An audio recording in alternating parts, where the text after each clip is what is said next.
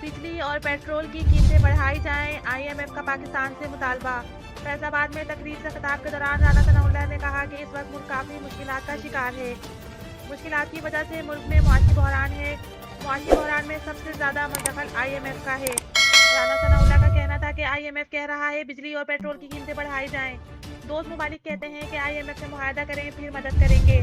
IMF से मुआहदा करते हैं तो पेट्रोल और गैस की दीगर कीमतें बढ़ती हैं।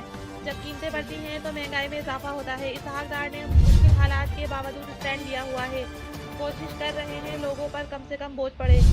वजीर दाखिला का कहना था कि पिछले 2 माह से प्रोपेगेंडा का किया जा रहा है। एक फतना और बेशर्मिस्तान कोशिश में है मुल्क डिफॉल्टेड कर जाए। हुकूमत कोशिश में है मुल्क डिफॉल्टेड ना करे।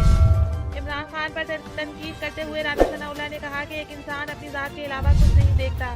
वो कहता है कि मैं सियासी मुखालफिन के साथ बैठने से पहले मर जाऊंगा। क्या इस मुल्क की सियासत ऐसे चल सकती है? एक शख्स कहता है कि राना सनाउल्लाह ने बेशुमार कत्ल कराए। अगर बेशुमार कत्ल कराए थे तो मुझ पर हीरोइन का मुकदमा बनाने की क्या ज़रूरत थी? वजीर खारजा ने कहा कि वजीराबाद में इमरान खान पर हमले का मुल्जिम मौके पर पकड़ा गया। अगर वो पकड़ा ना जाता तो फिर कहानियां बनाई जाती। मुल्जिम ना पकड़ा जाता तो प्रोपेगेंडा किया जाता।